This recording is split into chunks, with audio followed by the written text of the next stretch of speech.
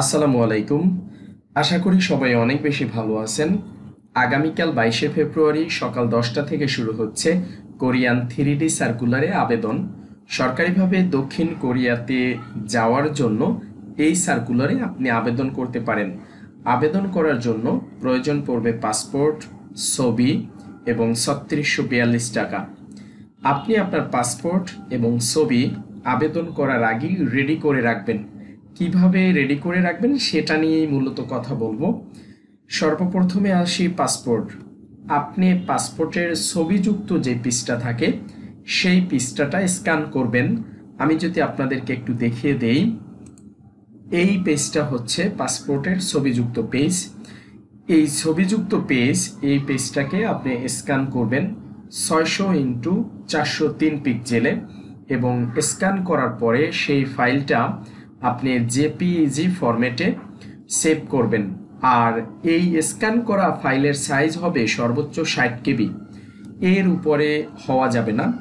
এখানে যেই সাইজ উল্লেখ আছে, যেমন সর্বোচ্চ 60 কেবি, ম্যাক্সিমাম 60 কেবি এবং জেপিইজি ফরম্যাট, এই ফরম্যাট যদি ঠিক না থাকে বা 60 কেবির যদি বেশি হয়ে যায়, তাহলে আপনার এই ডকুমেন্টস এটা আপনি ওয়েবসাইটে আপলোড দিতে পারবেন না বা আবেদন করতে পারবেন না।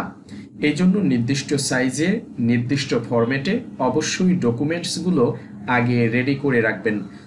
তাহলে আপনি আপনার পাসপোর্টটা 600x403 পিক্সেলে স্ক্যান করে জেপিজি ফরম্যাটে সেভ করে নেবেন এবং এটা সর্বোচ্চ সাইজ হবে 60 কেবি। এরপরে হচ্ছে ছবি। ছবি অবশ্যই সাদা ব্যাকগ্রাউন্ডের হতে হবে এবং গায়ে যাতে সাদা শার্ট না থাকে সেটা খেয়াল রাখবেন। ছবিটা স্ক্যান করবেন 270x349 পিক্সেলে এবং এটাও যখন আপনি সেভ করবেন অবশ্যই জেপিইজি ফরম্যাটে সেভ করবেন। সেই সাথে এটা সর্বোচ্চ সাইজ হবে 14 কেবি। আর এবং এই ছবি যখন আপনি স্ক্যানিং করবেন, পাসপোর্ট যখন আপনি স্ক্যানিং করবেন, এই যে এটা হচ্ছে নমুনা ছবি, যখন স্ক্যানিং করবেন তখন এই স্ক্যানিং যে রেজুলেশন সেট করা যায় সেই রেজুলেশন 300 সেট করে নিতে হবে। মানে আপনার স্ক্যানিং রেজুলেশন যাতে 300 হয়।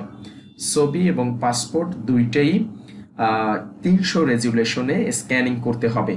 আর ছবির সাইজ হবে 270x349 পিক্সেল।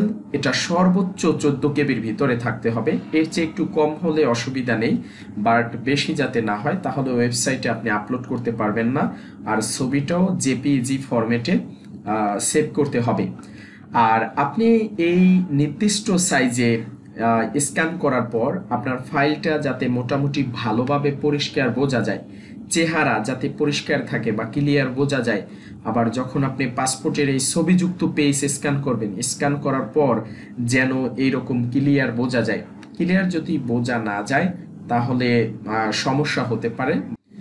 আর এরপরে আপনি এই দুইটা ডকুমেন্টস রেডি করার পরে এই পাসপোর্ট এবং হচ্ছে এই ছবি, এই দুইটা ডকুমেন্টস রেডি করার পরে আগামীকাল মানে 22শে ফেব্রুয়ারি সকাল 10টার পর থেকে বোয়েসেলের যে নির্দিষ্ট ওয়েবসাইট আছে, ওয়েবসাইটের অ্যাড্রেসটা আমি আপনাদেরকে বলে দিচ্ছি, eps.boesl.gov.bd।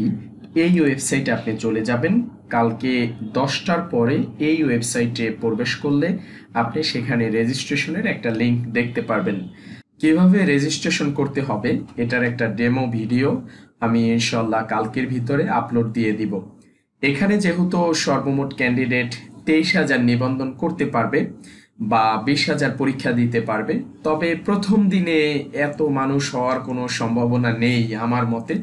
তারপরেও আপনারা যারা আবেদন করতে চাচ্ছেন মানে সকালের দিকে আবেদন করাটাই বেটার হবে।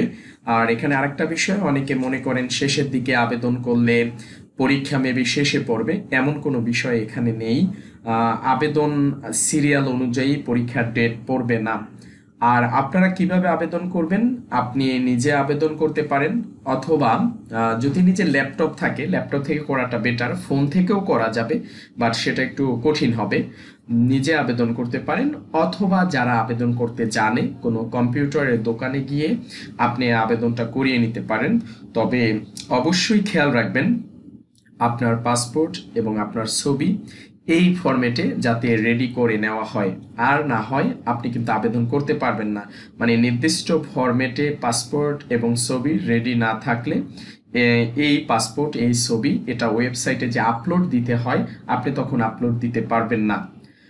আপনি নির্দিষ্ট সময়ের পর পাসপোর্ট এবং ছবি এবং আপনার তথ্যসমূহ ওয়েবসাইটে আপলোড করার 5 থেকে 10 মিনিট পর আপনি এই ৩৬৪২ টাকা এটা বিকাশের মাধ্যমে পেমেন্ট করবেন। বিকাশের মাধ্যমে কিভাবে পেমেন্ট করবেন? সর্বপ্রথম চলে যাবেন আপনার বিকাশ অ্যাপসে। বিকাশ অ্যাপসে ঢোকার পরে ওখানে একটা অপশন আছে আরও দেখুন, বা যদি আপনার ভাষা ইংরেজি থাকে তাহলে লেখা থাকবে সি মোর। এরপরে আপনি ওই সিমোরে ক্লিক করলে বা আরও দেখুন এটাতে ক্লিক করলে দেখবেন একটা অপশন আছে এডুকেশন ফি, আপনি সেইটার ভিতরে প্রবেশ করবেন। তারপরে দেখতে পাবেন লেখা আছে ট্রেনিং, আপনি ট্রেনিংয়ে প্রবেশ করবেন। ট্রেনিংয়ে প্রবেশ করলেই আপনি দেখবেন যে বয়েসেল লেখা আছে BOESL বয়েসেল, এবং আপনি এই বয়েসেলে ক্লিক করবেন। বয়েসেলে ক্লিক করার পর আপনার কাছে একটা সাবমিশন আইডি চাইবে। আপনি আবেদন করলে বা আবেদন করার পর ওই ওয়েবসাইট থেকে আপনাকে একটা সাবমিশন আইডি দেওয়া হবে।